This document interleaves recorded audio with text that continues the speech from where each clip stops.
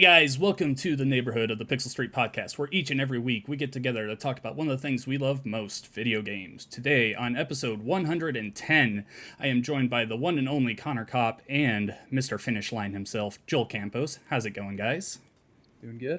It's good. We're hanging out. We're doing the thing. We're live on the internet, which is pretty cool. I guess that's what people say. Is that a thing? We're not live though. We're recording. Yeah. Okay. Well, it's close enough. Like Boogie2988, that guy does the whole thing where he says live on YouTube, and it's fine. The people don't know. Okay. All right. It's good. Well, that's not all that we have here today, because today we are giving a call out to all the G1s. We have Craig Skistimas here. What's up, Craig? Hello. Can I get a cool name like Mr. Finish Line? The only one I got for you is Stuttering Craig. How about that? Stuttering Craig himself. It's very, old, very, man. very 2010. Very 2010. Yeah. Hold on. I got nothing. Mr. Blue, man. You got a lot of blue going on back there, so. Oh yeah. It's true. I love the setup. It's a lot of fun. Thanks. I can change the colors. Okay. Yeah, I know. Mr. I know. High Tech. Listen, big deal. Yeah. You can't see. Look, you can see the lights. See the lights? It can change them. Oh. I know. Wow. You press a button, it goes boop boop boop. It's really. Do you have a remote for it? Because that's like. No. Oh, okay. All right. I have to manually bend over and press the buttons. Gosh, no. Yeah, that's kind of one of my. I always feel like I need to have pretty good production value with any of these things. And this more than anything else, this was my daughter's room, and I booted my daughter out of her room, and now she's in there with her sister. So they have bunk beds. I took over my daughter's room, and like legitimately, I don't know, a month ago, right here.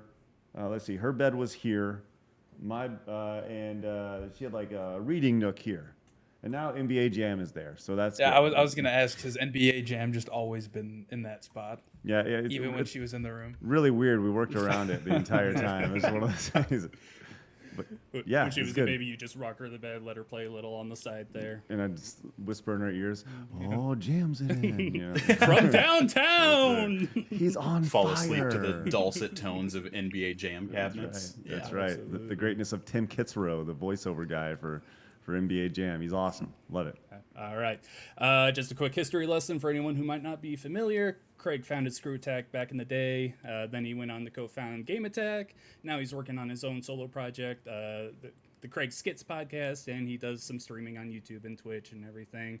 Craig, there any rundown you want to do on your stuff you're working on right now? You summed up the last 15 years in 3 sentences perfectly. Thank you for that. Yeah. Yeah, I got other projects I'm working on right now, super secret, top secret projects that I can't share with anybody yet. But probably give it about 6 weeks, and the world will know. Ooh. One thing I do want to bring up, I saw that you got a hold of an old arcade cabinet, and it's going to the Video Game History Museum? Is that what it's called? Dude, it's just crazy stuff. Okay, so the long and short of it was I was given, we at Screw Attack we used to have this event called SGC, and it was like a big convention, and at one time it was like the largest event in Texas, right? Largest gaming event in Texas, like larger than RTX at one point, right? It was amazing, and we had one of the final years that we weren't owned by Full Screen, like before acquisition, or maybe it was like right before. It was a G1. His name was Adrian. Was starting an arcade business, and he created like a custom Screw Attack arcade cabinet, which had this unique Screw Attack look to it.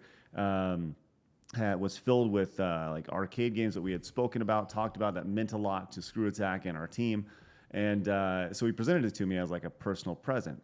So I had it for the last, really like last 5, 6, 7 years, however long it's been. And it's gone from the Screw Attack office to the Game Attack office. Well, when I left Game Attack, I told Sean, the co-founder, I was like, listen, I don't have room in my house for this. If you want to hold on to it, that's fine.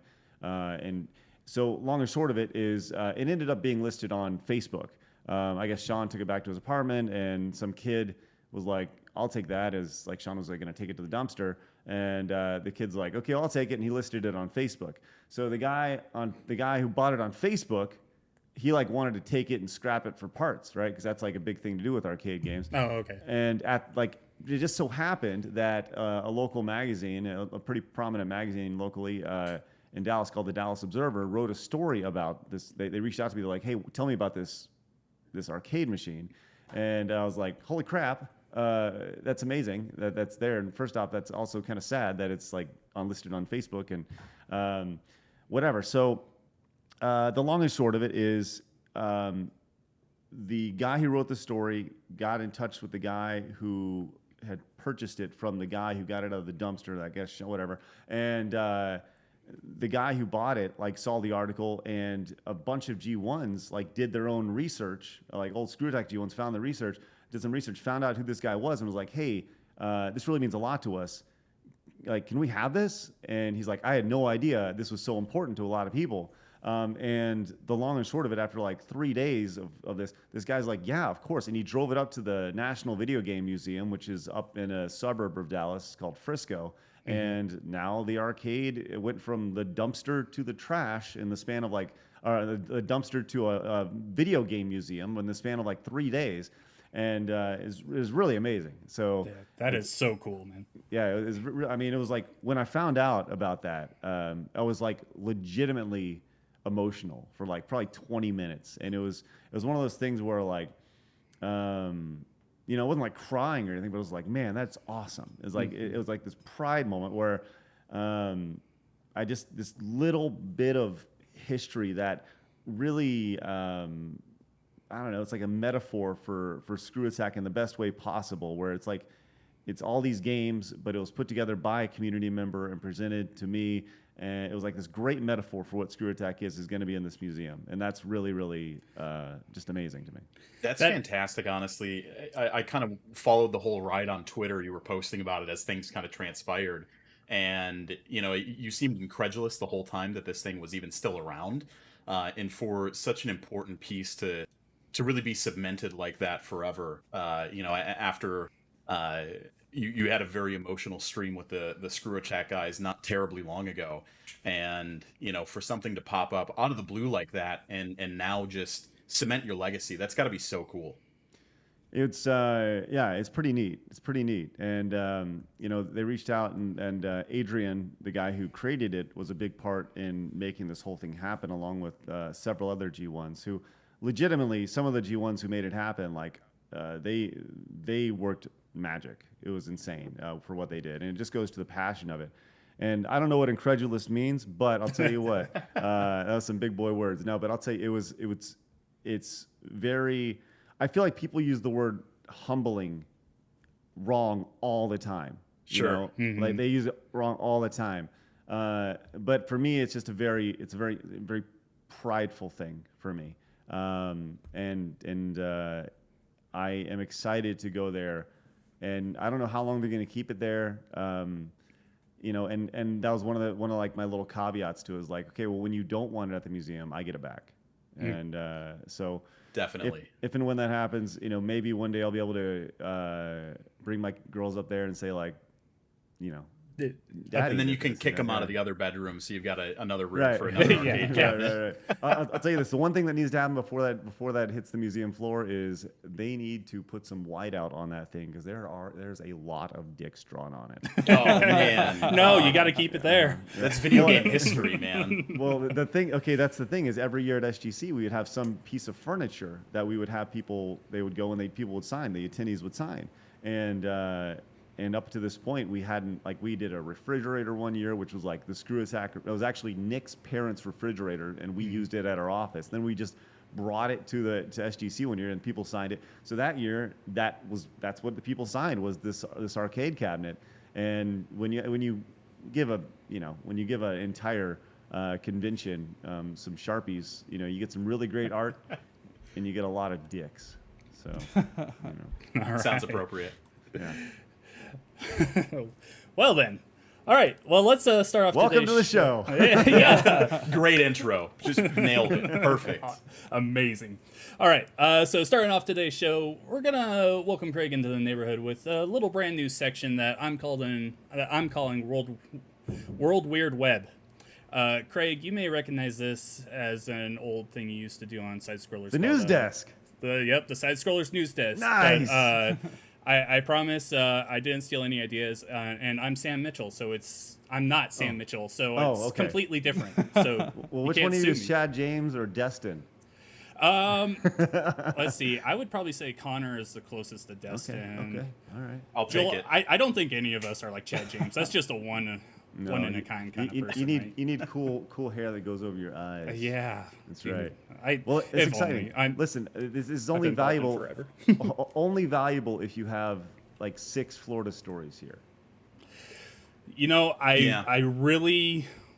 I made sure to get at least one Florida related one, but I kind of wanted to move around America. No, that's fine. At least you got one. That's the most important. Yeah, for sure. Okay. So we're gonna start off with one that's kind of related to video game news here, because this is just something that I noticed when I woke up this morning. I got on Twitter, did a little searching around, and I noticed there was a little Pokemon thing trending today.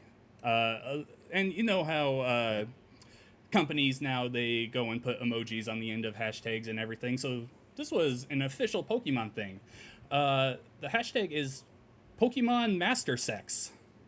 Except what the Pokemon company thought. Pardon me. I need to search real quick. Yeah.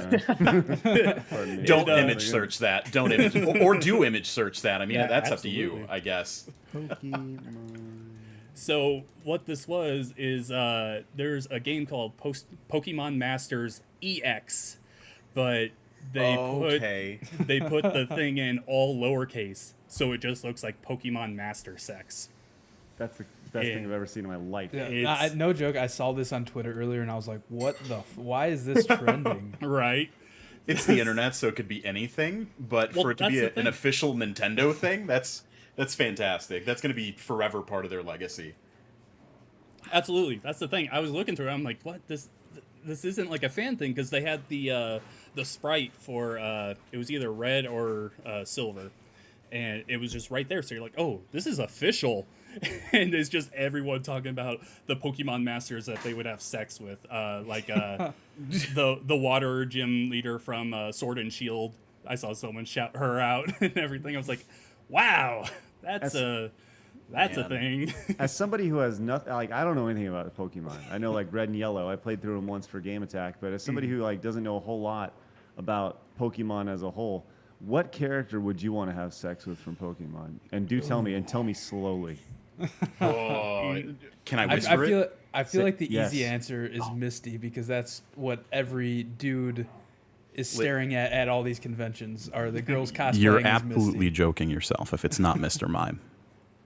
No, the Pokemon Masters, not the Pokemon themselves. Wait, That's bestiality, Hey, Connor. Craig didn't specify. He said I Pokemon didn't. Universe. I didn't know. Oh, He left it open. No, I did absolutely. I was gonna go with Charizard because he's a guy on fire, and you know it's whatever, right? Like That really makes me think. What was it? I think it was an old Dane Cook special where he was talking about having sex with a dragon while flying through the air. Just doing that with a Charizard. Let's That go would be with it. amazing. Hey, Dane Cook, right? What's up? Yeah, Let's yeah. go. Let's go. Let's Is go. he still alive? Hey, I don't know. Am I allowed to like type on my computer while I do this show with you Yeah, guys? go for Yeah, it. absolutely. Go for it. Yeah, look it up. Let me know. Wait, do you have a loud keyboard or a not loud keyboard? Because you've got a different answer. It depends on which one you want. Yeah, Oh man, I can do either. Dane Cook. Hey, alive or not alive? I think he's alive, but Oh, he's I alive. think his career is very much dead. Dane Cook is alive. Dane Cook is Oh, alive. okay. Correct. Yes. Very good. Very good. Man, All right. good for Dane Cook. He was great in Waiting. Yeah, You guys waiting. ever see Yeah, Oh, yeah. Waiting was good. And then there was Deep that cut. sequel, Still Waiting. I never saw that, but I'm pretty That's sure that. probably why his career's dead. You didn't go see his movie. Do you want to know why? I'm sorry. Would you like to know why Dane Cook's career is dead? Absolutely. He was stealing jokes, right? Here's the inside No. scoop right here. Well, I don't remember. You're right. Here is the inside scoop. Because he doesn't have to work anymore. Do you know his net No. worth? Oh yeah, I don't know. it's Absurd. insane. Just guess. 20 million. I'm gonna say 90 million. I'm gonna say like 500 mil. Okay, both y'all, the last two, you guys are fucking crazy. I don't Look. know. 35 mil. 35? Huh? 35 mil. Look, let's play the stock. I like to play the stock market game. Okay. I'd be so curious to know like in what time frame, like when did he go from like 2 million up to that point. Okay, It has to be like a 2-year period. Sure, of course. Yeah. That's how, Well, that's there how was it works. Vicious Circle. That was like his big coming out party, right? Well, that's the thing is he had like a flashpoint in popular culture there for a while where like everything was Dane Cook flavored. Didn't he have and like now- a finger thing or something? What was his thing? Yeah, Like it was like called the Sufi, where he Oh, it you was- lost me.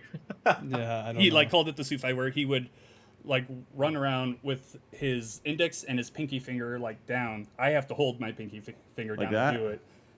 Yeah, he would just like run around.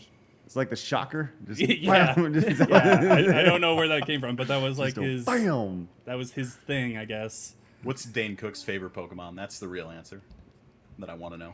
Yeah, don't yeah. know. What I- Pokemon would he fuck? I think Dane Cook doesn't need to worry about what Pokemon he'd fuck Yeah.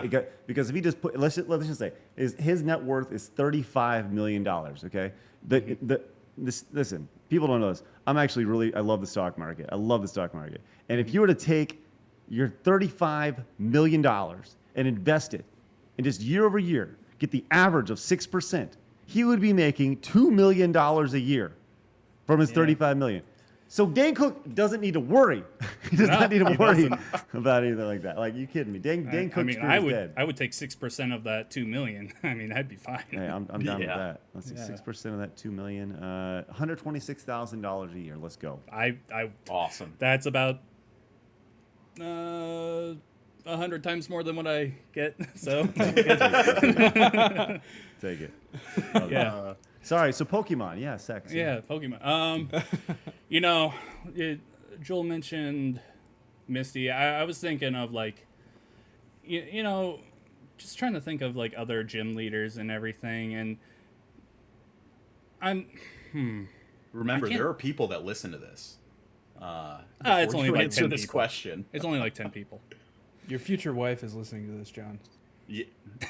That's Nice. funny. Misty? Yeah, Misty's Could just be. too easy, I think.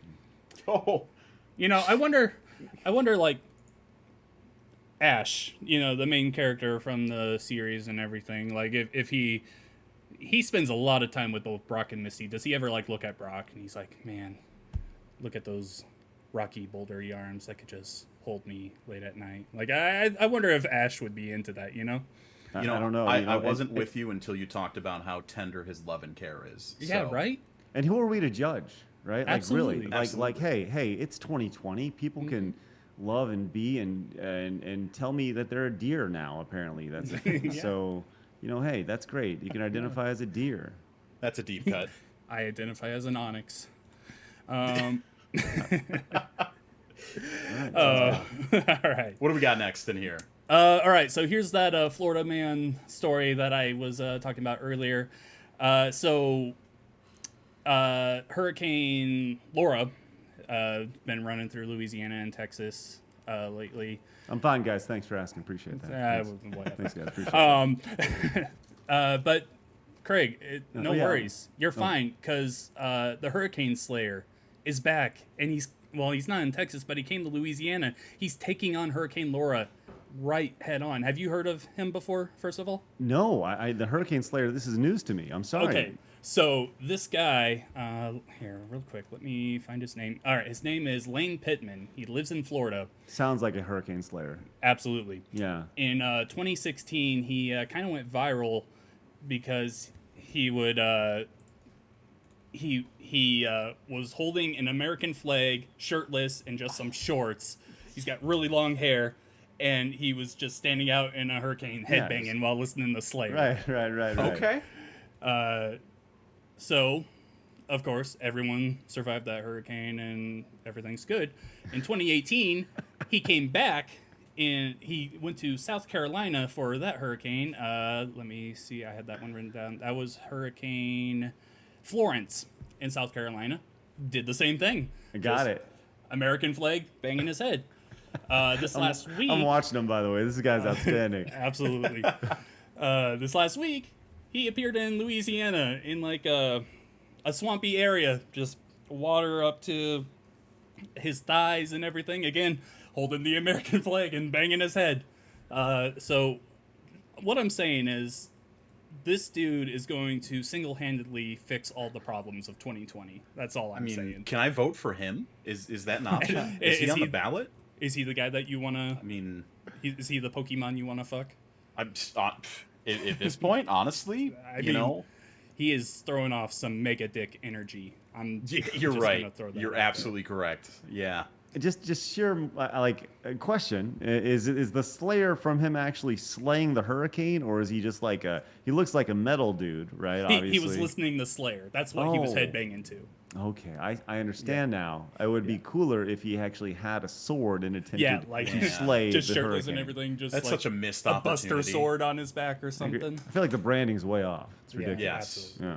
You need to get in contact with his agent. Have a conversation Hey, there. the guy's way more relevant than I am right now. I'll tell you what. Because I'm doing it wrong. All right, moving on. A new little study was performed, and it has been found that people who eat peanut butter for breakfast are better in bed. So, real quick, are there any peanut butter nuts in here? I'm allergic. You're allergic. So, We know that Joel is terrible in bed. Look at well, that. so Craig's here's the raising thing: his is hand here. I was not allergic to peanuts until like 5 years ago. I used to This eat sounds peanut like an butter. excuse. No, I used to eat peanut butter and jelly sandwiches every day, all through high school. Is And this then- conveniently when you started dating girls, you just didn't like peanut butter? Yeah. I have this article laminated, and I'm just like, look, the science is there. It's true. Look, it's right there. No, yeah, and then out of nowhere, I just became allergic to it. Now it like destroys my stomach, and like, it's not fun. You guys, were you crunchy or were you creamy? I was creamy. Gotta go All day. It's crunchy. It's crunchy. Gotta go I mean, crunchy. See, that's what I'm talking about. it's the only answer. Right. See, I was creamy, but also when I would go to like a baseball game, I would just eat the peanuts straight up. I would not take them out of the shell. It's like you're making your own. Whoa. I'm sorry. Hold on. Wait a second. Hold on here. What? I was 90% there, and then you threw that last sentence in, and he just threw me right off into the water. What the hell, man? Dude, I don't know. Thought it was Nobody good. taught you how to eat a peanut appropriately. Yeah. And that's why I'm allergic now. Are you digging for more Probably. nutrients or what? Like, is it like it's like what they say? What's that fruit they say? It's all in, like everything's in the rind or whatever. All the nutrition is in the rind. It's like the skin of the apple. That's what it is. The apple. yeah. Right. Yeah. It's all the nutrition's in the apple. It's like the same thing with a peanut.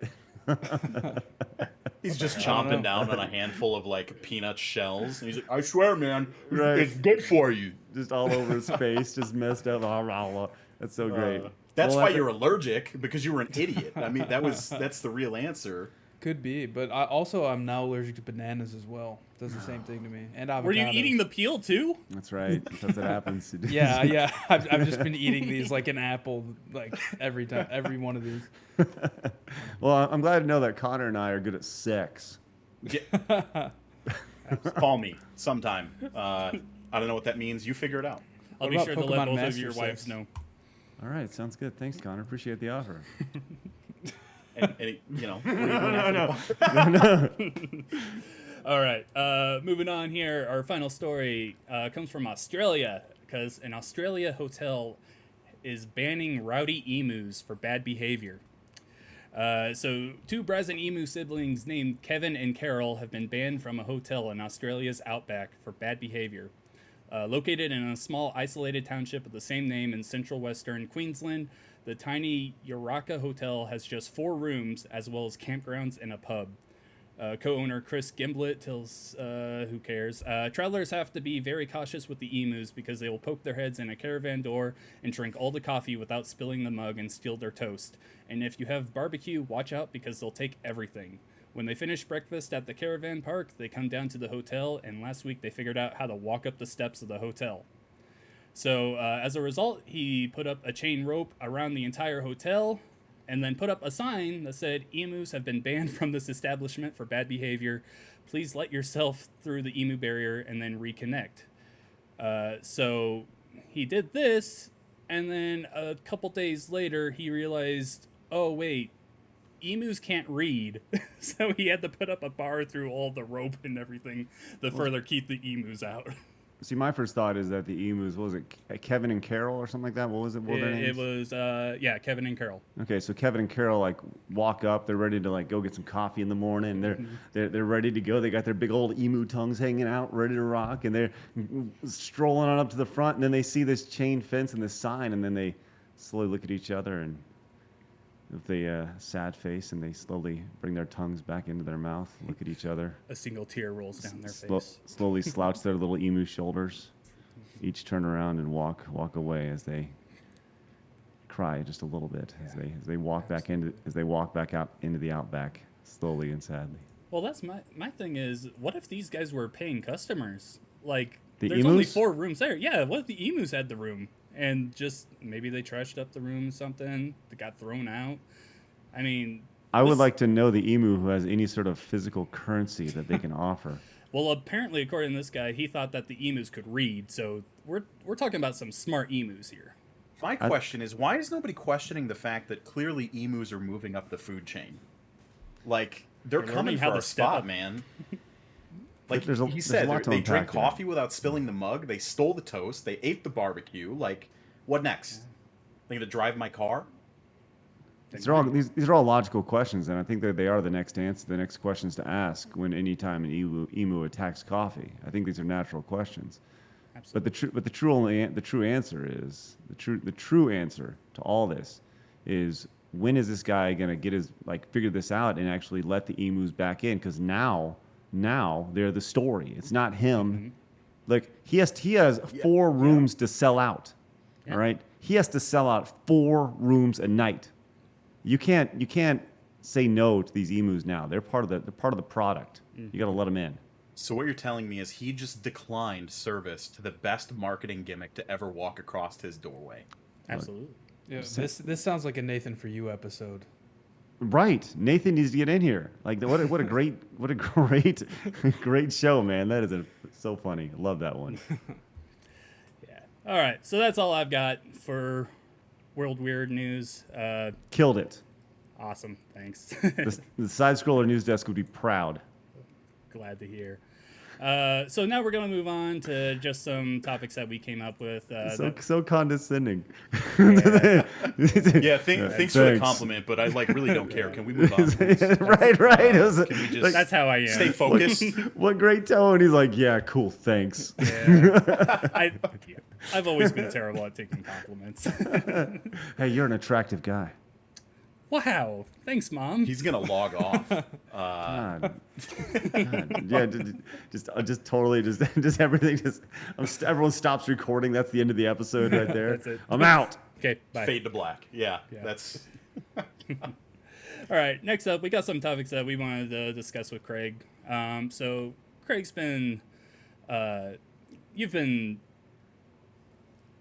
working with like a community and everything for a long time now. When did Screw Attack start? 2006? Yes. Okay. Yes. A long time ago. I love how I answered that like I know. Like Yeah, you I do. was there, you know. Connor, you might as well have been. Connor was always in the background That's right, watching. just- It's good. So I want to talk to you. Like, what are your what are your thoughts of like growing and maintaining an audience, a community? Because that's something that we're trying to do right now. We got our Discord, we got our YouTube and everything. We're trying to like branch out. We're trying to like bring people in and everything. And that's something that I think that you've always been like really successful with. You had SGC, and then the move with Rooster Teeth. Then you made Game Attack, where a bunch of G1s carried over, and now you got your own thing. And I've seen plenty of people there as well when I popped in on streams. Like, what are your whole thoughts about just growing and maintaining an audience? It's tough, man. It's tough. It's real tough. The internet's obviously in a lot different place than it was 14, 15 years ago, right? And there's so many more options. And, you talk about Discord and all these things. And these features that are available to you, they're available to everybody, right? So it's like, what are you doing differently that's different than everybody else? Is this, when it comes to, I have a Discord, you have a Discord, everybody has a Discord, right? What makes that unique? What makes it special? I think more than anything, when it comes to starting and maintaining a community, it just comes down to you and your relationship with your audience.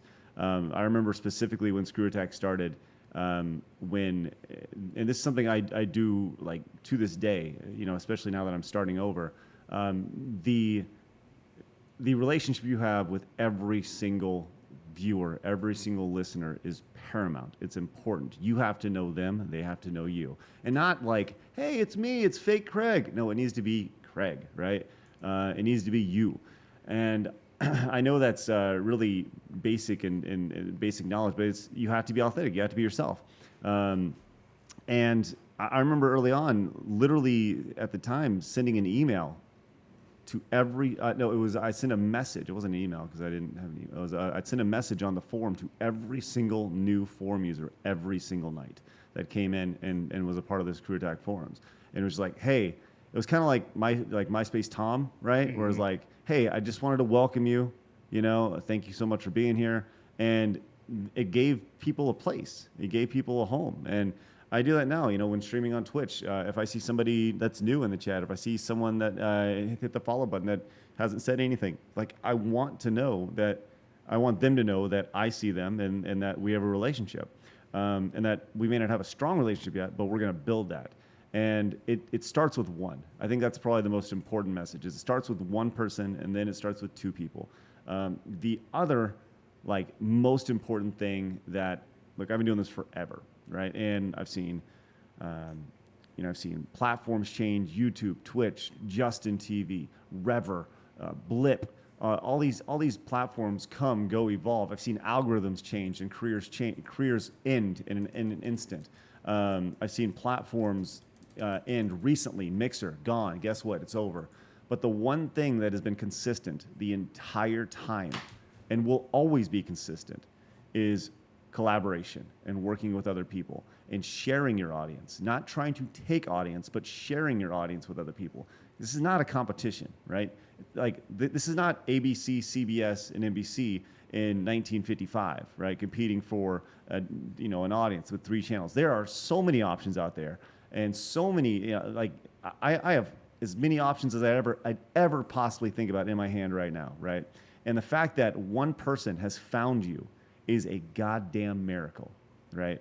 And it needs to be treated that way.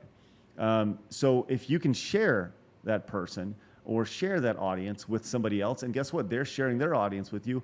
That's incredibly important to do. There's people say, oh, they only have so much time in the day. They will make time. If your content is important to them, if you are important to them, they will make time. But working together, having people come into your podcast, having people come into your videos, cross-promoting, being on other people's channels, you being on their channel, that is like the most consistent, important thing that you can possibly do to grow. And that's something that will never change, ever change. Sorry, awesome. That was a lot. No, that was perfect. That was awesome. Yeah, that was a great answer. Yeah, I think speaking for us here, we've been doing this. Let's see, I joined this podcast a couple years ago now. Joel, how long have you been doing this? Yeah, so I started it with a buddy a long time ago. I'm trying to scroll through now to see exactly when. I want to say it was like 2016. Mm-hmm. And then we kind of just fell off because my friend I was doing it with just stopped playing games. And then me and John were writing for a really small website, and I wanted to do it again for a while, but it was just a matter of finding somebody that I knew that also had recording equipment that was remote, because none of us live near each other. Mm-hmm. Connor lives in Michigan, I live in Chicago, John lives in Missouri. Okay. So yeah, it was, or Iowa. Okay. What? Somewhere in the middle, somewhere out there. Wait, you don't live in Missouri? I'm in Iowa. Iowa. God damn. Why did I think? Oh, it's because you're a Cardinals fan. Love it. Just that's why I thought you were Missouri. I'm pretty sure John's great alive. friends here. Yeah. He may be in the United States or Ecuador. I'm not quite sure. Yeah, it's a 50-50 shot. You just emus are holding me hostage right now. Right. But yeah, regardless, it was just a pain to find somebody who cared as much as I did, I guess, about video games and stuff, and actually had the equipment to do it. So, man, you guys, oh god, I can't wait to show you guys what I'm working on. I can't talk about it, but I cannot wait to share with you guys. How about a hint? No. No. Outside, I can't wait. I can't wait to show you guys. You're gonna love it. You're gonna love it. I'll bump in here on the next question since you kind of encroached my territory for that answer there, and I'll kind of switch it up a little bit for you. What do you think? Thinking of it from a creator's perspective, what do you think the biggest changes are from when you started out and you launched Screw Attack and you were building back then in 2006, and over a decade later, now you're starting out on your own, you're building your own thing for the first time. Yeah. How do those stack up against each other? Like, do you find that now's easier or then's easier? And what are your thoughts on how different it is? It's night and day. Night and day. The difference was prior, back then there were outlets that weren't YouTube. Social media wasn't a thing, right? If we wanted to get the word out, we'd post something on the front page of our website. We didn't tweet it out, right? Now content is so fast. It's literally instantaneous. As soon as something happens, it's available, right? In 280 characters or less, in a picture, in a video, whatever it is, it's there. Whether it be Twitter, Facebook, however it may be. And information moves so much faster. When Screw Attack started, our tagline, the thing that we were known for initially, was that our tagline was something original every freaking day. And nobody did that. Nobody released content every day. It was too difficult, right? The idea of having a video, like an actual taking a video, right? It wasn't on your phone. There wasn't, this wasn't a thing at the time. Actually taking a video, editing it down, putting some sort of production attached to it. It's insanely difficult to do, right? And now people are releasing 3, 4, 5 videos a day for their news YouTube channels, things like that. And that's just like next level. And you don't need to have a website anymore. Websites are obsolete. There's a platform that everybody uses. It's YouTube and it's the social media. So yeah, it's compared to 2006 and now, obviously, it's entirely different. But now it's just a matter of using the tools that you have available to you, right? Using all those, every tool I mentioned, whether it be, YouTube or Twitter, Facebook, Instagram, however it may be, you have to leverage those. You have to become decent at them. Not going to say experts, but you have to become decent at them. And you have to stand out in your product somehow, right? And what you're offering. What makes your podcast different? What makes your videos different? How, like I said, there's 7,000 of them, especially in this quarantine world we live in, right? We were talking a second ago about how you guys you were looking for people to work with. You're looking for people to do these podcasts with, but it was hard to find people, remotely who had equipment and stuff. And think about just like literally 6 months ago, right? Most podcasts, I would say there was a perception with podcasts, whereas like a professional podcast was people in a room together, right? Mm-hmm. 6 months later, it's the total opposite. It's 180 degrees the opposite way. You hardly see. It's now where previously it was, maybe 70% in person, 30% remote. Now it's 90% remote, 10% in person. And the status quo has absolutely changed. And that's in 6 months. And it's, thanks to a global pandemic and all that stuff. So, that's how my mindset was. When conceptualizing the podcast, I always wanted to have people in front of me. And I still would rather have people in front of me than doing it remotely. But it's acceptable now. It's the norm. And so, starting now, it's a matter of leveraging, the experience I have, like I said, going back to collaborating with other people, and letting people, look, I hope people from your show come and listen to mine. I hope people from my show come and listen to you guys. And like, there's no shame in admitting that, right? I think that's something that everybody needs to be open for. Like, I'm not in competition with you guys. I want you guys to succeed because, what's the old saying about the rising tide, raises all boats or whatever it is, right? Mm-hmm.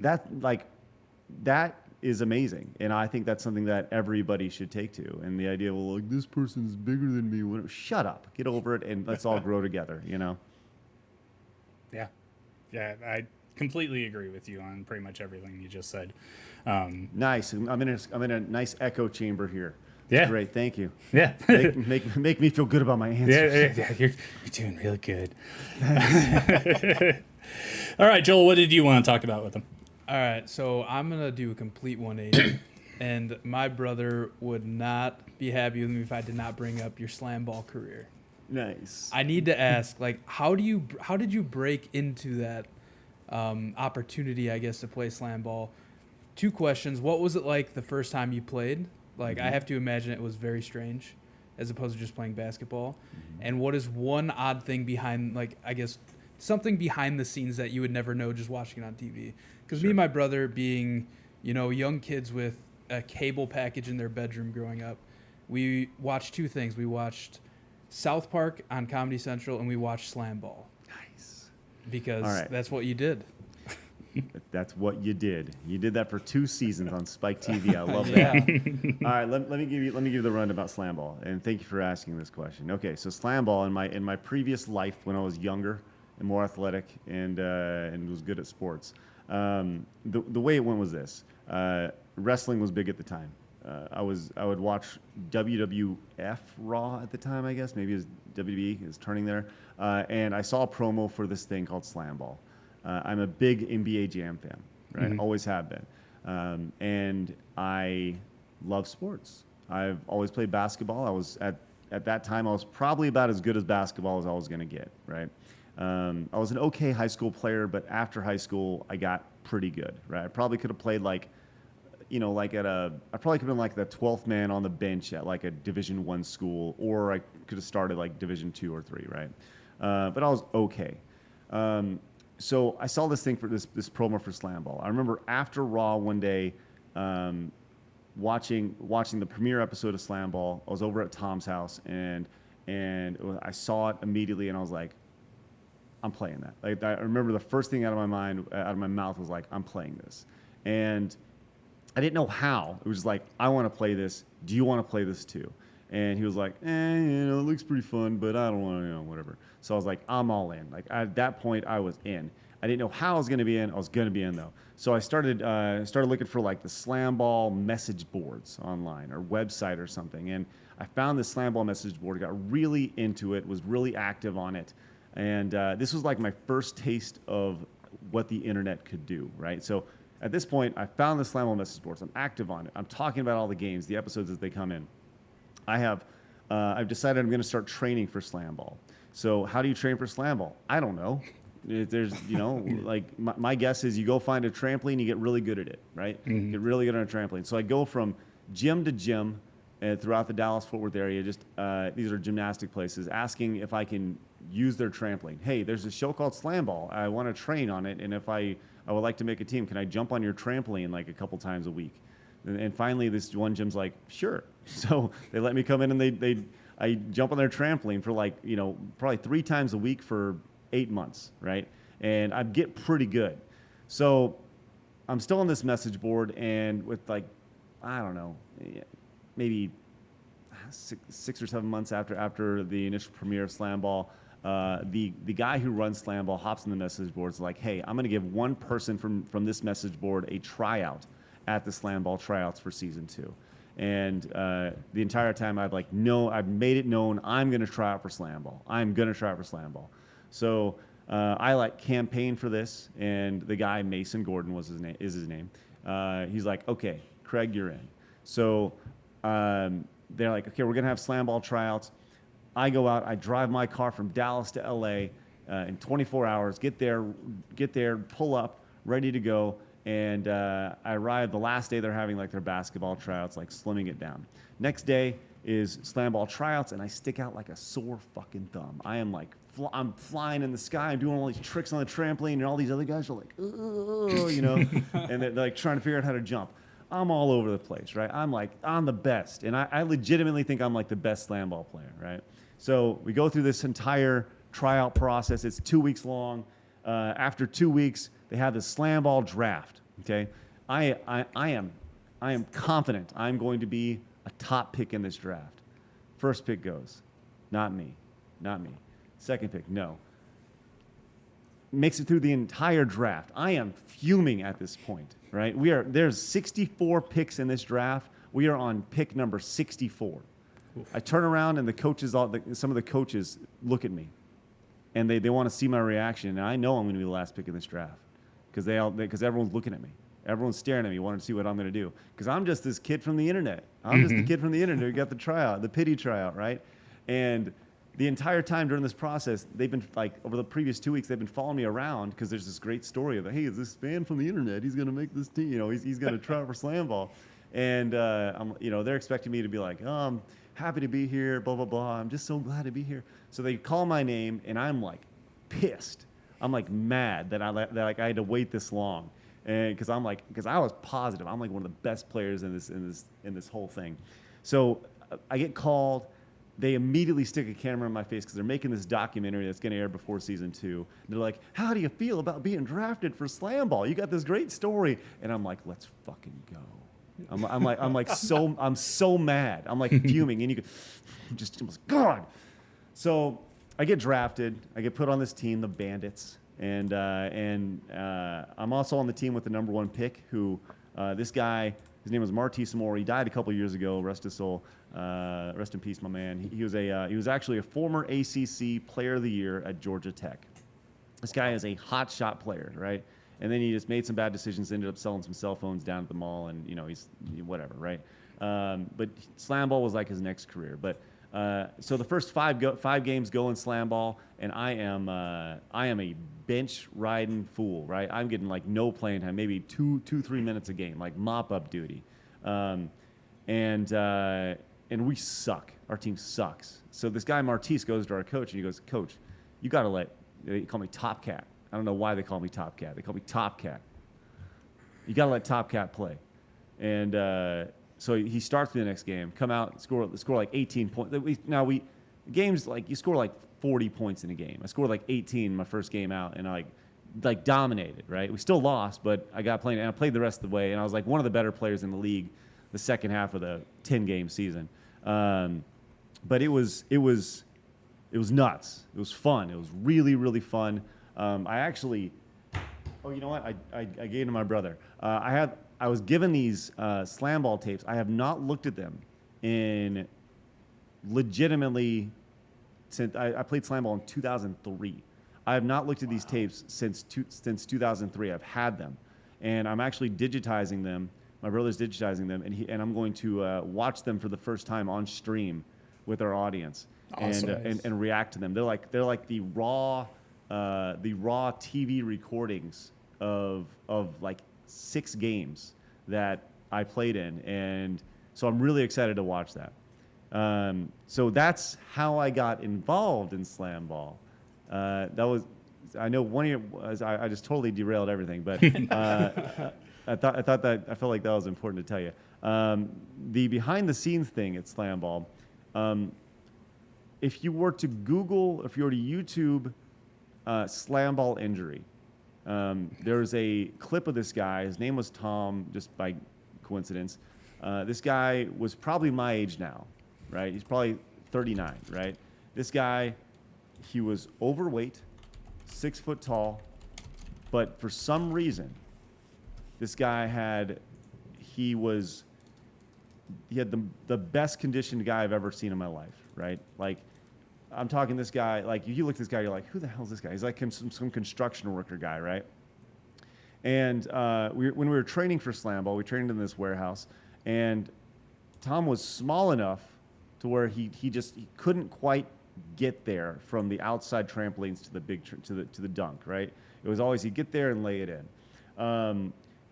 And they have video footage of this, where just after he got his first dunk, and everyone was like, "Yeah, Tom," freaking out. And then immediately after that, he was jumping in a trampoline bed. And when you're jumping that high, you're like 10 feet off the ground. Like number one rule that you learn in slam ball when you're jumping on those trampolines is you find a spot on the wall, you focus on it, and you feel your way up and down. You never look down. You never ever look down at your feet, because if you look down at your feet, your body starts to shift, right? So Tom looked down at his feet, and when you jump, your feet are jumping, and you're pushing off the trampoline, right? Well, Tom started to shift his weight a little bit, and his right foot came down before his left foot, toes down. So when Tom's foot hit the trampoline, Tom's foot went like this, and all of his weight went down on his ankle, and Tom's ankle was literally hanging on. His foot was hanging on by tendons and muscle, and sock. And it was the grossest thing I've ever seen in my life. You can see it on YouTube. If you look, I just looked it up. Did you see it? Yeah. I saw the thumbnail, and I don't think I can watch it. Yeah. You can see me there.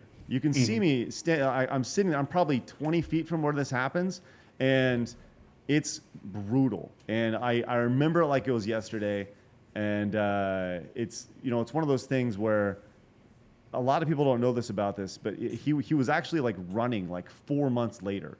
Like his ankle was like decimated, and somehow through the modern world of technology, he was able to find his way back to a normal life. So that was crazy. That's great. That was crazy. So what was the first part of your question? That was I missed the first part. You already kind of answered it. Oh, good. Yeah. Okay, Yeah. good. Sorry. Yeah.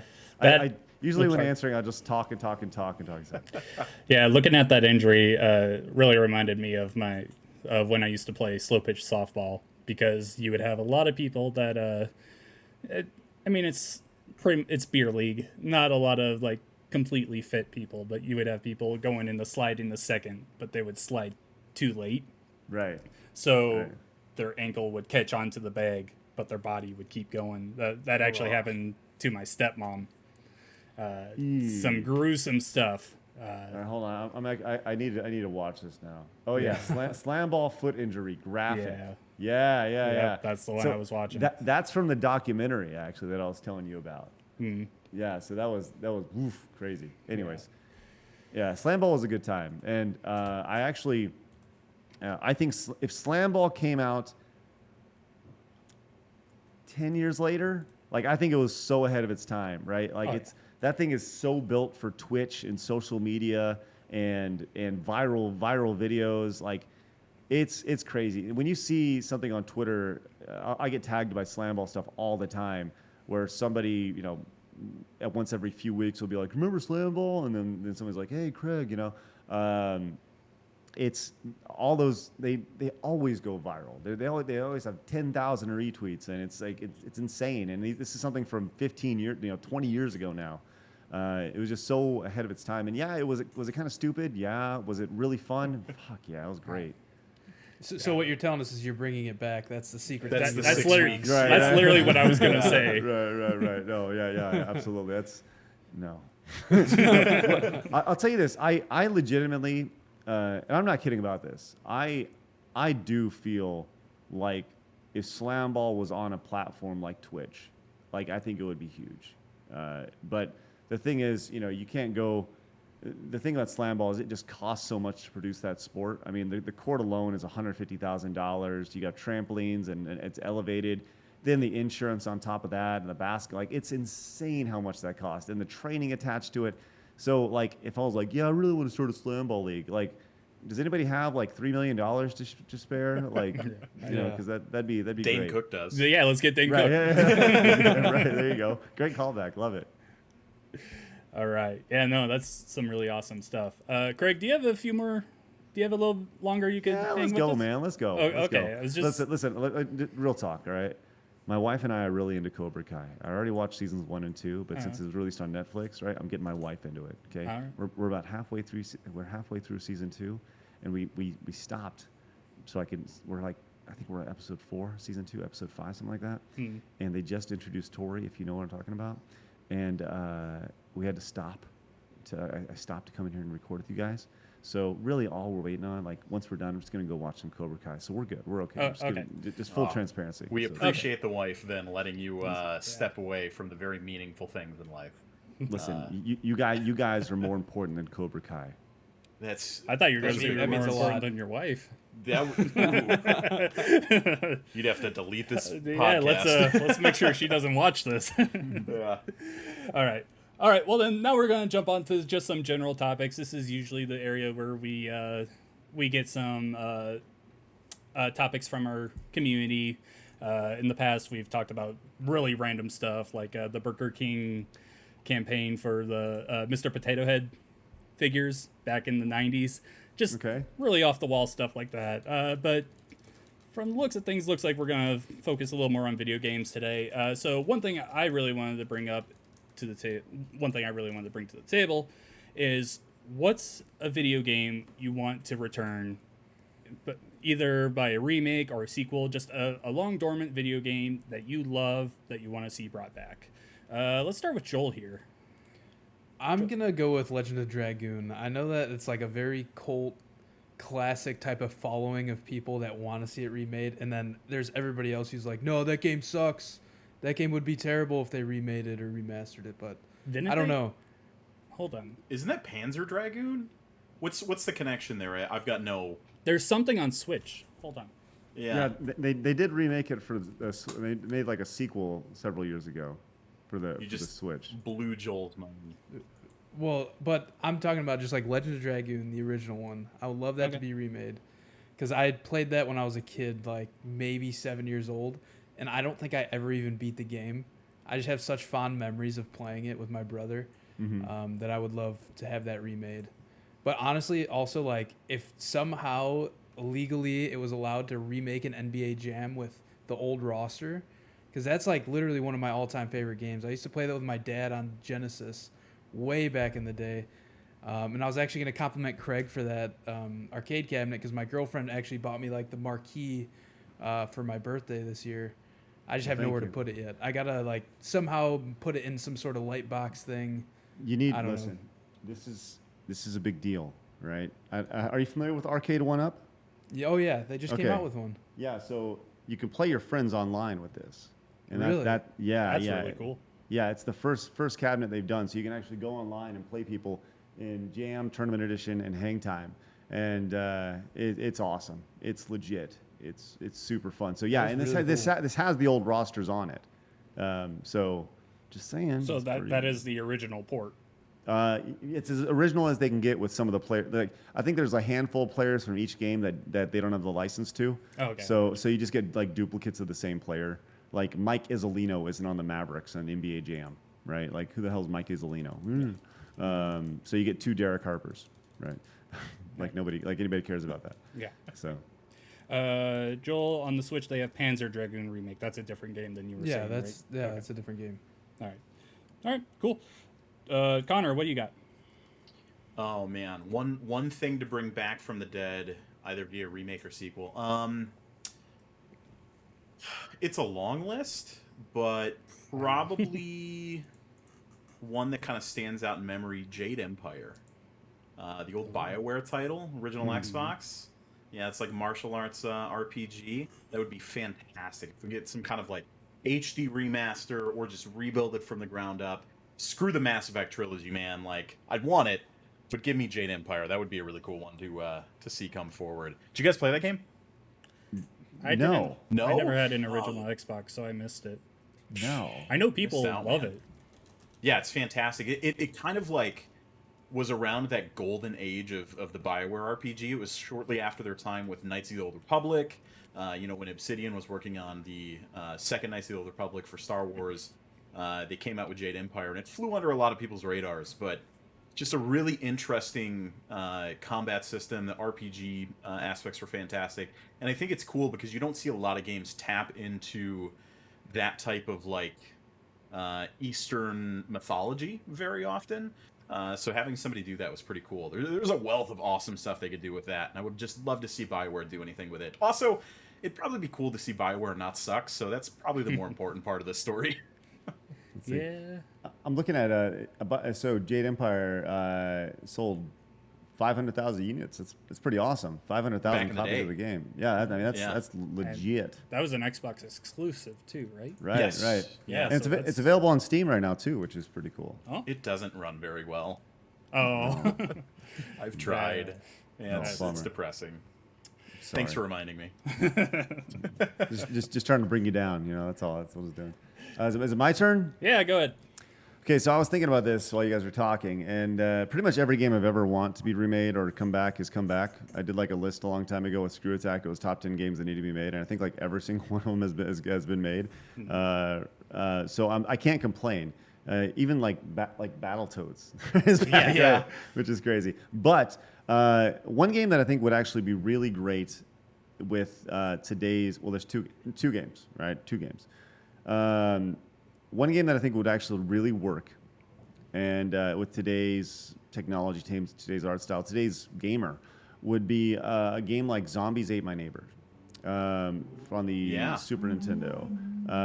That was a really fun game, and if you were to make it like a third-person shooter, a la not like Fortnite, but like an over-the-shoulder type thing, to where you can kind of customize your character, make them your own, go around and have some puzzle-solving elements like you had in the original, while still having some horde-style shootouts with zombies. I think people would be all about that. I think it'd be pretty cool. Yeah. And I'm sorry. Go ahead. I was just gonna ask. That's a pretty rare game to come across today, isn't it? It's a deep cut. If I remember right. I think that's one of those games that if it was announced, right, so if they were like, Zombies Ate My Neighbors coming back, people were like, what the hell are you talking about? It's a game from 1992, who cares? But those who got it were like all about it. So LucasArts developed it and made it. I think EA owns the property now, I think, since they own everything. So, but yeah, I just, something to think about, a little shoot 'em up puzzle thing. The other game that I want to come back in the most ridiculous, crazy, stupid way possible is Radical Heights. Oh, really? I love listen, this is not loved. I love Radical Heights. I long for the jankiness and super fun. Like, there's so much good in Radical Heights, in a game that was developed in like 3 months by a handful of team and given a month to succeed and then just failed miserably. Like, there was so much to like about Radical Heights. I loved it. I love the attitude of Radical Heights. Like, I think they had some really, even though obviously they were pivoting with like pre-made assets and everything. Right. They had so much style going for them that it really is a shame that it didn't catch on more. And also, like, it's kind of responsible for the death of Blazinski's career, unfortunately. It was a last second heave, man. It's crazy. I'm gonna need to get him on my podcast and talk about Radical Heights. Just a Radical Heights special. I think Just a Radical Heights hype fest. Yeah. Right. Yeah. 'Cause that was God. Radical Heights was awesome. Like, I got to pull it up on Twitter now, and like the characters all look like stupid and horrible and graphically bad. And I mean, they tried to do they did a Twitch Rivals with it. I mean, they threw so much money at that game, and in such a short amount of time, just as like a Hail Mary for their company, and it just didn't work out. They didn't give it enough time. Wasn't that like one of the first games to try and integrate like stream interaction as well, if I remember right? No, they didn't have stream interaction on it. Not a whole lot that I recall. But the thing I remember most about Radical Heights was number one, it was the dive. Like, there was this dive feature that you could run and jump and dive to avoid things. And the thing that Radical Heights got really good is, while it looked crappy, right? And it played decent, but the gunplay was great. Like, if you shot something, it hit it. And I know that sounds really silly to say, but when it comes to like battle royale games, that's not always the case. Like, even a game like PUBG, right? That's been out for 4 years now. That was once king of the castle. Like, there are times where you shoot things in PUBG and you do not shoot things in PUBG. Yeah. So, but you did in Radical Heights, which was cool. I've got a video up of some gameplay here, and it genuinely looks like a fake video game. Right, like one of it those does. Games, Yes. That would be on like a television show or something that the kid's playing in the background or something. Right. Yeah, and one of the best things about it is when you won the game, it played "You're the Best Around" from Karate Kid. Like, that was literally that was the song that when you won, it was like, "You're the best." Like, it was so good, loved it. God, I want to. God, so good. Ridiculous. So That's they're awesome. my games. Sorry. You're good. My first entry is something that probably won't ever happen because Valve, Left 4 Dead 3. It's all I want. I'm just a huge fan of zombies in general still. I know everyone talks about them being so overused and everything. I love zombie games, and Left 4 Dead 2 is honestly one of my favorite games of all time. And all I want is Left 4 Dead 3. Didn't they just have some news break that they were doing an official update of some sorts in tandem with the community? Yeah, the community they're like doing an update and everything. So definitely excited to see how that turns out. Nice. For a little older of a shout out, Future Cop LAPD on the PlayStation 1. I loved that game. So it was like this top-down shooter game. If you played in multiplayer, I remember me and my friend like building up small little armies of robots and just sending them at each other's bases. Really basic by today's standards, if I remember right. It's probably been about 20 years since I last played That's awesome. But I'm looking at it right now. It's great. I just have so many good memories of playing it in the side like room of his house and just having a ball with it. You know, in all honesty, I don't even remember if it's good now. I just remember I loved it back Just got then. a lot of nostalgia attached to it. Absolutely. It's I just really all had I this wanna play. feeling that no company is going to play a game that where the theme is cops right now. Yeah, Yeah. no, Oh man. that's a safe bet. Dude, I had this idea for this game that I thought would be so great, and like so. The thing I love about social media is that everybody can second guess you. Everybody second guess everything immediately. Everybody's an armchair basketball player. Everybody's an armchair quarterback. Everyone's an armchair video gamer. Everyone's an armchair cop, right? Mm-hmm. So what I would love to do is I would love to make a game where you go through and you are a cop in this game, right? And if at any point you make a bad decision, like you don't get to play the game anymore. Like the game is canceled. And like you are the game literally is uninstalled because you are no longer allowed to be a cop and play this game. Just license revoked. Right. It's done. Like, it's one of those things where if you go through and you have to make an arrest, right, and you let a guy escape or something like that, and guess what? Someone is watching in social media and they tweet it out, right? It's like this really in-depth game that like emulates real life. I just think that'd be so fascinating, a fascinating game to play, to where the tension is so high that you could literally lose your game that you invested in. You know, it's The game over screen is just you Right. turning in your badge and gun to the police chief. And then getting shamed by social media, you know, over whatever. I think that'd be so amazing. So Oh, Yeah, man. man, that would be pretty cool. And then also a quick shout out, Twisted Metal. Bring it back, Sony. We need it. Yes. I please. love Twisted Metal. well, they tried. No, try harder. No, They tried. What was that on the PS3? It was just Twisted Metal, right? That's all they called it. They brought it back on PS4, didn't Did they? they? Yeah, and it like, yeah, people hated it. Like, I feel like it, right? Didn't they try to bring it back on the PlayStation 4? Yeah, on the PlayStation 4. Didn't they? I don't Or maybe think so. Maybe it was PlayStation 3. Yeah, I think it was PS3. They like rebooted it and they made like Yeah, they Twisted made Metal Sweet Black, Tooth like all right? beefy. No, and, dude, No, I- Twisted like- Metal Black was PS2. You might be think. I know they might have brought Twisted Metal Black on their like backwards compatibility thing where you can Oh, the PlayStation Now stuff or yeah whatever. that stuff. I'm talking about like a full blown remake of the first 3 games. Okay, maybe I thought they were remaking it or something, and then they did, or something. I don't know, but Yeah. whatever, you know. I remember playing the PSP Twisted Metal game. There was a whole like kind of hack thing where, so like that game had like a public chat essentially online, so you could just go into the server and everybody was just typing in chat.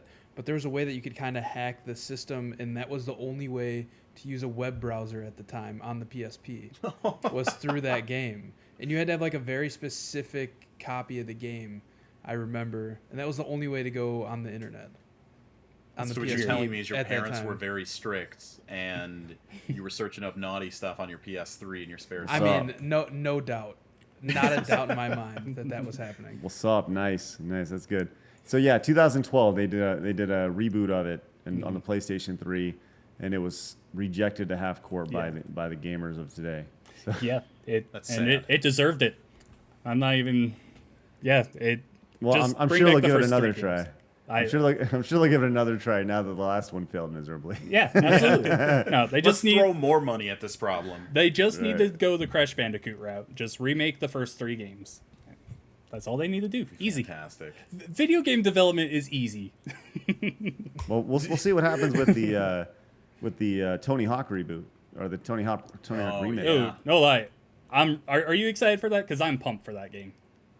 I didn't play I didn't play Tony Hawk growing up. Oh, really? So I know a lot of people are stoked for it, but I didn't play it. That was a dark era for me when I was like in college and stuff. I was worrying about other things than playing PlayStation. Well, actually, I wasn't a huge PlayStation guy growing up, but now I'm a big PlayStation guy. So yeah, I wasn't really familiar with like the PlayStation library. So like Tony Hawk was huge, but I didn't get a chance to get into it. So yeah, Okay. but I know people are really excited about it. All right. Craig, what do you want to talk about? Me? Yeah, okay. So I'm going to throw a curveball your way, right? So I initially wanted to talk about Madden and how people hate Madden, right? And how it's just like, it's the same game every year. And they're probably right, right? Because it is the same game every year. But whatever. I was thinking about it a little bit more. What I want to talk about is, have you guys seen the, and this could get controversial here, all right? I don't want to freak anybody out. But they're on Twitter tonight.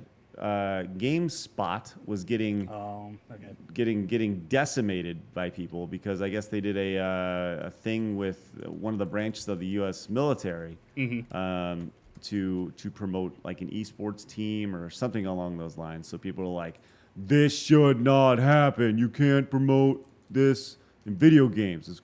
This video game industry is corrupt. And that's the dumbest shit I've ever heard in my life. Yeah. because I ever since like they're like the thought of these people is you are promoting to a younger audience to get them into your military branch. Well, I hate to break the news to you, but in the video game magazines I read growing up, guess what? They were there too, and guess where they are on Saturday morning cartoons. What do you think? You know, like to me, it's just it's people who want to complain for about nothing. That's just me personally, and I would love to hear y'all's thoughts. Well, I would love to hear your thoughts to see if you guys have different opinions, because I love discussion when it comes to these things. If you guys feel different than me, I would love to talk to you about it. Okay, so I'll go first here.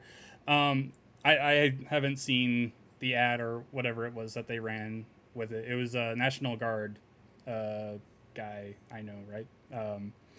So I just remember growing up through high school and everything, my dad, he was always trying to push me to join the military and everything. He's a very patriotic, redneck, America guy. So that was something he always wanted for me. But I told him and my best friend who ended up joining the Marines, like, I totally respect everything you do. It's just not a path for me. I think just advertising for the military isn't as bad as people make it out to be. It's just there's so many other things in the world to worry about right now, I think. I don't really know. Like I said, I haven't seen the ad or anything. I don't know if it was like blatant, like, come join and risk your life and everything. Here it was. The tweet was, join us as Staff Sergeant Murray from the National Army Guard gives us his highlights from Gamescom 2020, presented by @National Guard. Followed up with a subtweet saying, to learn more about the Army National Guard, visit nationalguard.com/esports. Right? Yeah, nothing about that sounds bad to me. Nothing. It could literally be just a veteran giving his video game thoughts. We see that all the time already, is people coming over that are veterans and they work on games. They do this different stuff. Crap. The guy from Rooster Teeth was a big director. I'm blanking on his name, but he had a brother that worked on Spec Ops: The Line and everything. I just remember him talking about how him and his brother were veterans and how that affected their development and made that game just rise above what it appeared to be from the outside. Right. I think that kind of stuff definitely has a place in video games today, especially when you think about video games talking about world events and everything. I think for me, like I look at this and I see people weighing in, they're saying the big issue with this is that they're advertising to children, right? Think of the children, everybody. Think of the children. Which that's fine. You can think of the children. I'll think of my children. Yeah. Okay. How about that? Also, I don't understand. Like, look, at the end of the day, right? This is they need recruits. That their job is to like. You don't just magically start advertising your product for 18-year-olds at 18, right? Like, should we stop running liquor advertisements on TV during sporting events, right? Because there's a younger audience who watches that. Just think of the children. Yeah, right. Right? Think of the children, you know? So should we not, like, for the love of God, why are we promoting cars during like we want them to drive cars? These are children. Think of these children. How are we supposed to? This should be cereal commercials the entire time. What are we doing here?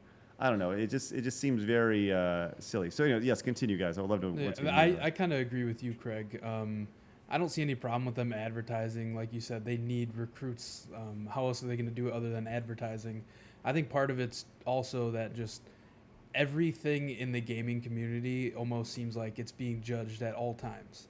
Like if this, like you said, if this ad was ran at halftime of the Super Bowl, nobody's gonna lash out on Twitter about, well, what about all these kids watching the Super Bowl, you know? Right. Yeah, I don't know. I have two brothers that served in the Army, and so like I have a lot of respect for anybody who serves, and I don't see the problem with them advertising anywhere. Like they have to advertise somewhere. Like you said, they were in video game magazines growing up. They're on commercials every day. But I hate to break it to most people, but kids probably between the ages of, I don't know, 12 and 20, maybe even 30, don't really watch TV, like cable TV anymore. Everything's on Netflix and YouTube and Twitch. And you know what they're doing? Playing Call of Duty. Yeah. Right? Yeah. Right? Like, so... Every year, like, the highest selling game. Yeah. It's crazy. It's crazy. Like, you know. And I think the Army and stuff has been kind of advertising on Twitch as well lately. So I mean, I think they've gotten a lot of the same blowback too. Yeah, so that's kind of where this story picks up for me, is like this kind of is almost a capstone on a bunch of outrage that we've seen kind of pressurize over the past couple of weeks or so, and people kind of talk about the ethics of it, of course. And for me, I think probably the spot where I draw the line is when they try to muddy the waters on what they're doing and what their intention is.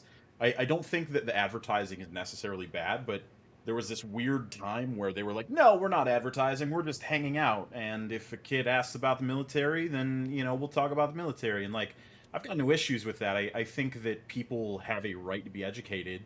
And I think that, you know, gatekeeping something from somebody, especially like Craig, you mentioned like liquor and cars and things like that. Like, it's the real world. Like, at the end of the day, they're going to experience it at some point. And if you hold it back from them, they're probably going to rebel and lean into it even harder than they would otherwise. But right. when, you know, they jump on and they're not being clear about what their motivations are, what they're hanging out for, like, I think that's where it gets a little weird for me. You know, if they jumped in and they're like straight up, hey, we would love for you to see what we're about. We'd love you, you know, we're going to use this medium of video games to kind of connect with you and talk with you and show you that we're real people too. But at the end of the day, we're military guys, and that's what we do, and that's what we're here to talk about. Just them kind of trying to play it off as something else, like a playful advertisement or something, that's weird to me. And it just, you know, obviously over the years past, we've seen some big laws and stuff pop into place around like the CSGO gambling sites, right? Where right. It's now mandatory for you to disclose when you're sponsored by something. And I think that when you're looking to recruit for something like that, it should be treated in the same way, where, you know, just be clear about your intentions. Don't be weird about it. Let's all be adults here. And if you're right. not, then your adult should be having those conversations with you. So let me just read some tweets and tell me if you feel like this is a little over the edge here real quick. Sure. Oh, it's the internet. Never. Yeah. Here we go. So once again, you heard the tweets, right? You heard the tweets. Looks like GameStop deleted those stomach-churning tweets shilling the National Guard. Never forget that calling companies on their harmful associations can work. Okay? There is no possible way that everyone in GameSpot's marketing department green-lighted or even wanted that ad by the National Guard. I'm pretty sure people are pissed off at the specific change that allowed it to happen.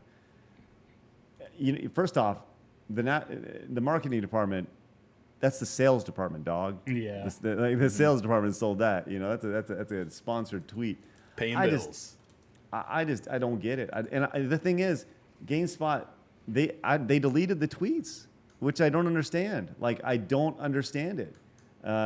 It's crazy, man. We live in a weird world right now. Yeah, I think getting to the point where people are like freaking out over it, that's strange to me, because it's like, if you don't like it, just scroll past it, move on with your life. No, at the end of or the you day, could, and that's the beautiful thing about it. You're talking about like the idea of they have this platform. They're like, hey, we're gonna play games and we're gonna promote our product, right? And their product is the National Guard. That is what their job is to do. That is no different than watching an IGN stream, a Rooster Teeth stream, and any stream, and them saying, hey, we have this premium service over here, right? The only difference is that it is a United States military thing. That's the only difference, right? And I'm guessing that's where people are upset about, right? It's the military. Think of the children. Well, that's fine. But I got news for you, right? Like 18, 19, 20, you're an adult, but you're still a kid, right? And these kids are fighting, so you can complain on Twitter about the situation. So I don't know. It's crazy to me. It's crazy to me. So anyways, Twitter, yeah, it's great. Yeah. It's the flash pan of outrage. I mean, that's really what it is people looking for something to complain about and flavor of the week and stuff. So GameSpot, they bent over and they kissed that ass. Yeah, Tell you no what, kidding. deleting those tweets. All right. So we had one community suggestion for a topic today. I was kind of going back and forth on whether I wanted to include this, but I feel like this is somewhat related to what we just talked about. Not really, but in the same ballpark. Slam ball? No. Absolutely. When you're bringing it back, Craig. Comes from DJ Dennis Nedry. Twitter handle is @ZKE Sports. And he just wants us to talk about Black Lives Matter. And I think the important tie-in here, we were talking about this a little bit before, but you recently had a podcast, or rather a Twitch stream, where you invited a police officer on to kind of get his thoughts and speak about that. I went to go review it, and I wasn't able to find that. I don't know if that's it's on Twitch. It's on Twitch, Okay. the archive side. Yeah. I might have just missed the VOD for it then. But yeah, I would be interested to see what your takeaways were, kind of relating around this, of course, from that conversation. As best you can sum them up in a few minutes. Yeah. And it's hard for me to sum anything up in a couple minutes. But the long and short of it is this. We had a conversation I had a one-on-one conversation. I do this thing every once in a while called Grown-Ass Talk. And the idea behind Grown-Ass Talk is we talk about things that a lot of people don't want to talk about. The one thing that I found about Grown-Ass Talk is that people want to go in and they want to feel validated about their opinion. And oftentimes they don't want, they say they want grown-ass talk. But when it comes to grown-ass talk and hearing other people's opinions on things, they don't want to hear it. And that's the one thing that I saw with the officer in particular, whereas the officer was providing his perspective on things, on a lot of the situations that have happened over the last 3, 4, 5 months. And people just didn't want to hear it. And these people had never met this officer before. I didn't even say his name. I didn't say where he worked, right? This is an officer who has many years on the force, and the amount of sheer vile comments and hatred. And these coming from community members that I thought would come in with respect, to somebody who is meant to protect them. It was mind blowing to me. And since that stream, I haven't seen a lot of the people who were in that stream who came in to make their opinion heard and didn't want to hear anybody else's opinion. I mean, you even saw some blowback on the Twitter comments of you just announcing that you were going to talk. Are you sure you want to do this? You sure you want to do this right now? Yeah. I'm sure I want to do this right now. How about you watch it before you judge? Yeah. Right. And that's crazy to me. That's crazy to me that we're at that's such a point. I'll say this. The thing about social media as a whole is, I've used this analogy before. For me, prior to social media is the worst. I hate social media. It's part of my job. I have to use it.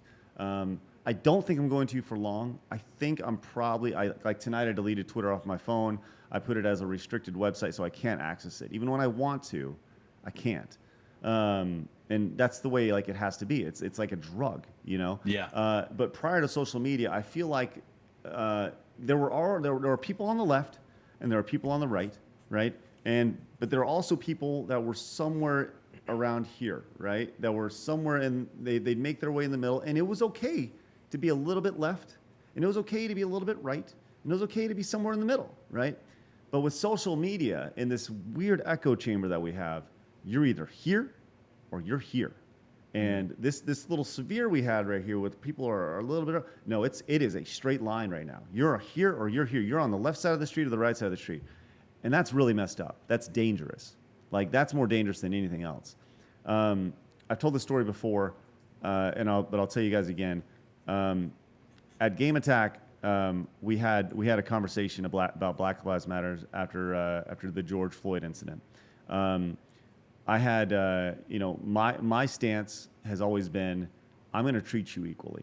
I'm going to treat everybody equally. I don't care if you're black, white, brown, green, blue, purple, polka dots. I don't care. I don't care if you're man, woman, cis, trans. I don't care. You're a person to me, and I'm going to treat you that way.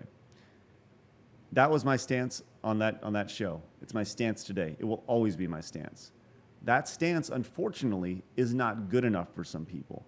And whereas after that show, I was inundated by several community members who said, you're a white male, you're not doing enough, and by you treating everybody equally, that's not right. You need to go above and beyond to make sure that these people feel good about themselves. Here's some literature about your white privilege, and this is how you should think, right? And my response to that was simply, okay. What do you say to that? Okay. Yeah. And so I take some time. I put together a better response. The response is, thank you for your literature. I appreciate your efforts. I'm going to do what I said in our show, and I'm going to be my own journalist. All right. That's something I'm very passionate about. I'm going to find my own answers by doing my own research, because if you watch this cable news network, you're going to find a thought process that is entirely different than this cable news network over here, right? And if you go on this social media platform, you're going to find something that's totally different than this social media platform, and you get stuck in these echo chambers. And one thing that I don't think anybody likes is the idea of being told how to feel about something. You should feel this way. This is how you should feel because I feel this way. And that's what was happening to me, was because I felt, and this is not a sob story on me. This is, to be totally clear, this is not a sob story on me. But by me stating that I want to treat everybody equally, I was in the wrong. And me being in the wrong because, because I didn't think exactly how they liked, because I went from stating this to being bullied because I want to treat everybody equally, right? And they weren't happy because I wasn't validating their thoughts. And it's not that I wasn't validating their thoughts. I wasn't validating their way of expressing their thoughts, right? So, look, of course Black Lives Matter. Of course White Lives Matter. And it's controversial to say all lives matter. Like that's all lives matter. And people say like, well, you're devaluing Black Lives Matter. No, I'm not. I think Black Lives Matter, right? But I think that some of the way that the messages that have been put out there, are really disheartening. You know, it's really disheartening. I value everybody equally, right? If a white person falls down, a black person falls down, or a polka dot person falls down, I'm gonna help you. I'm gonna pick you up, right? It doesn't matter who you are. I think that's super important to kind of touch on, not to interrupt you, but Sure. you know, it's kind of hit this point where like either you have the same point of view or you're the complete opposite point of view. And you're right, like that middle space has been taken out, and it's often forgotten that just because you don't agree entirely doesn't mean you disagree entirely, you know? And I There's think we've hit this point where we're such a snapshot culture. Mhm. Like Twitter's almost conditioned us so much to like cram all of your thoughts into a micro you know, saying or phrase or whatever, which doesn't encapsulate the entire conversation. So I Right. think it's very important to speak on that. Right. And I think, you know, there's a lot of things that it's a very complex conversation, right? Obviously, right? There's a lot of, look, you know, one of the things that really riled people up during the stream I did with the officer was people asked, they said, do you think there's a racism issue in this country? And his response was, no, I don't think there's a racism issue in this country. I think there's a hate problem with this country. And all people heard was, no, I don't think there's a race problem with this country, right? And I tend to, listen, there are some racist people out there, right? There are racist white people. There are racist black people. There are racist Asians, Mexicans, and any other type of race that you want to throw out there. Guess what? There are people who hate the other race. I know it for a fact, right? Well, I think we all do, right? And to say it's not the case is categorically dumb, right? But right now, people are so divided, right? And living in their echo chambers that it's dangerous. I mean, it's legit dangerous to question them, to question what's being drilled in their own unique echo chambers, right? How they want to hear it. I think it's also dangerous that you know one thing I also saw was you know, there's one person in particular who was saying, they said, I want to hear the cops say Black Lives Matter, right? That was the comment they kept saying. I want to see the cops say Black Lives Matter. And the cop after the show relayed to me, he said, look, I very much think, he said on the show, I think all lives matter. I think Black Lives Matter. I absolutely. But what was pointed out in the chat was that there's a slogan and there's a saying, Black Lives Matter, and there's also an organization, Black Lives Matter, right? And some people don't know the difference between the two, right? And some things with the organization and their charter that a lot of people may not necessarily agree with, right? But the saying Black Lives Matter is different than the organization, and that, you know, when you know your community member asks what's your thoughts on Black Lives Matter, of course Black Lives Matter, right? But are you asking about the sheer sentiment that black people, their lives matter, or are you asking about the organization? And I think those are two separate conversations. Yeah. Sorry, that was a lot. Oh, that's cool. And it's like it's dangerous to talk about because I feel like someone can take a 15-second blurb of something I just said and totally twist it, you know, and before you know it, you're canceled because people don't know the whole thing, right? Joel, do you have any input on this? I mean, yeah, I mean, everybody has some input on it. I completely agree. I think it's kind of ridiculous that you're either completely one side or you're completely the other side. Because there is a lot of in the middle where people, they don't really know how they feel either way.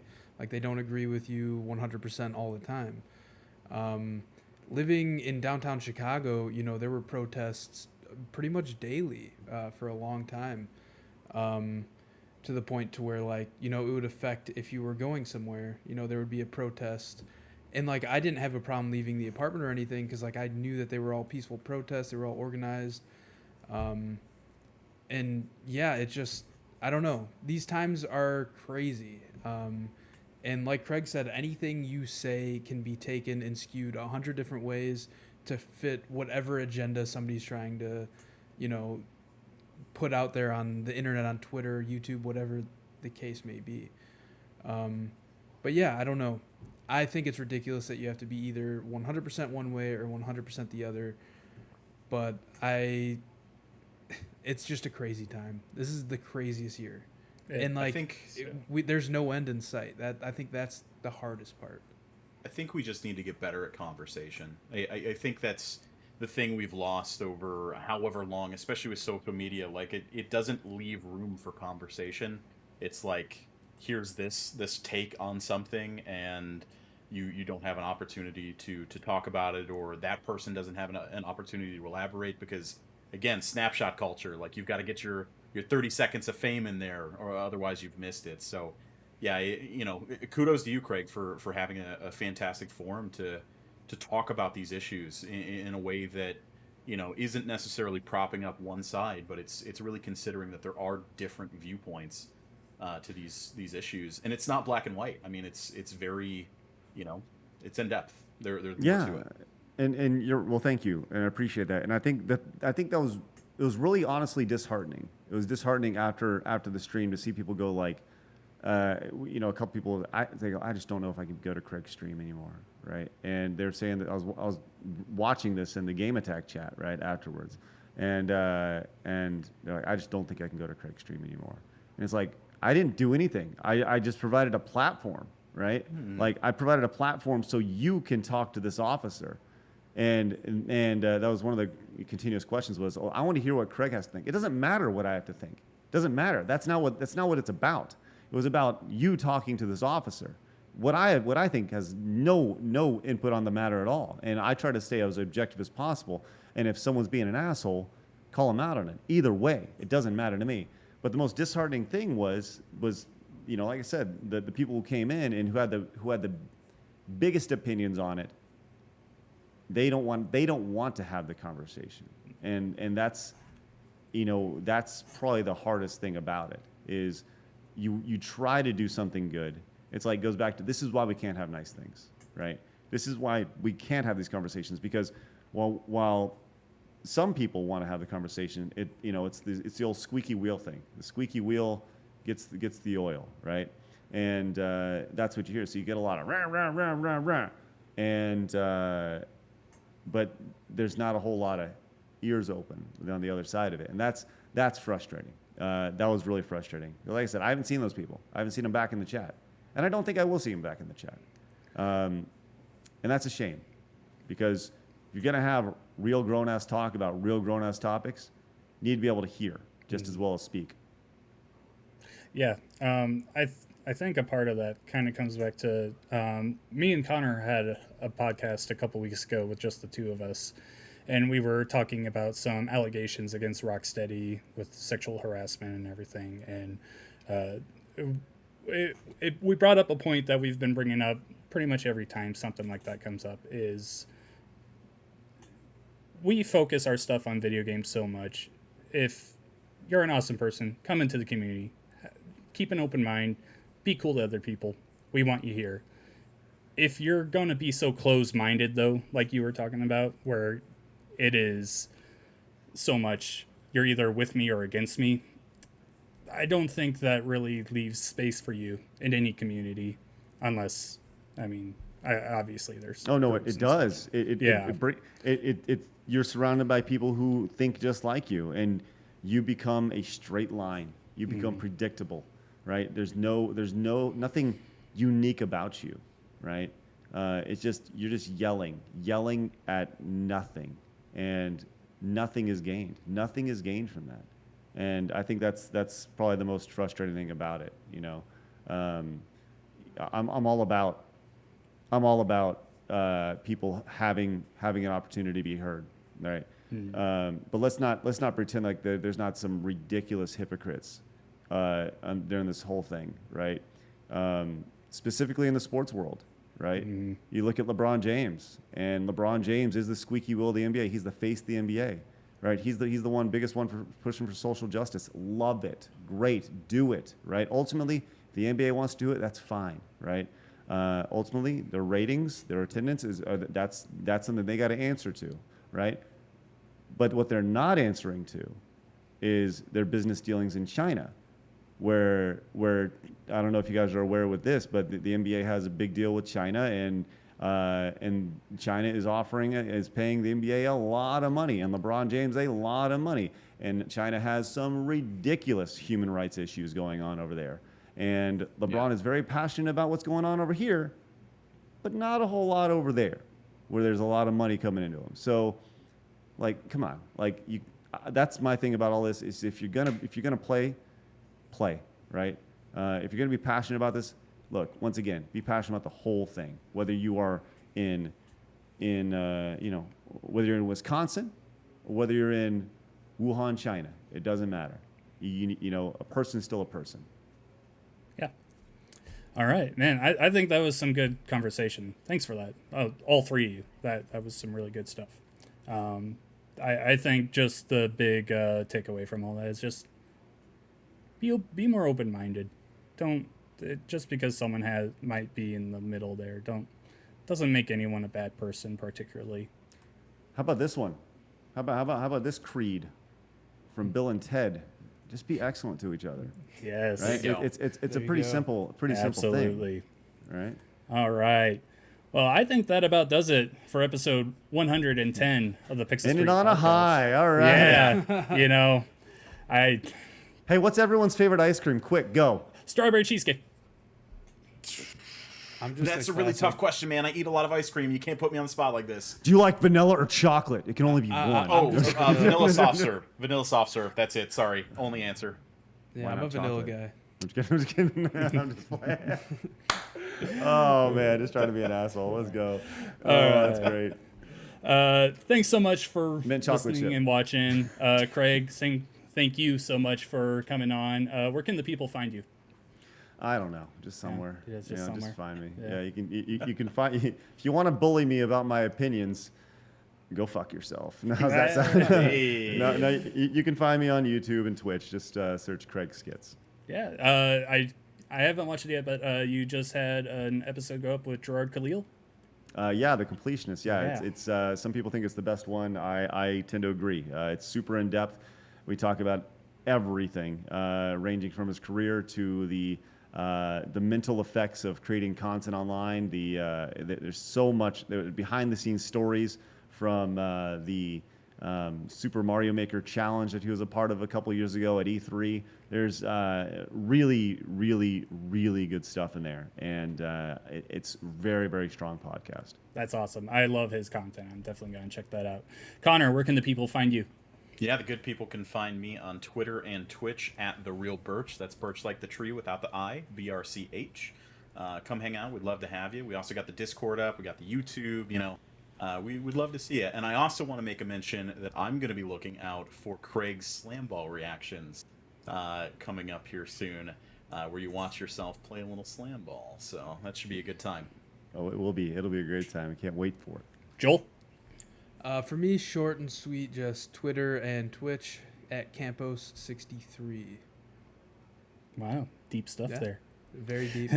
On Twitter, I am at RevXShadows. You can also find my writing on GamePer. I got a bunch of stuff going over Marvel's Avengers going up here pretty soon. On our YouTube, I put up our first gameplay video of me going through Marvel's Avengers. I got the first episode out. Going to put out some more gameplay videos here over the next night or two. I like it. So definitely check that out. Other than that, I think we are good. We will see you all here next week, same time and place. Thanks so much for listening and watching, guys. Bye. Bye. See you later. Bye.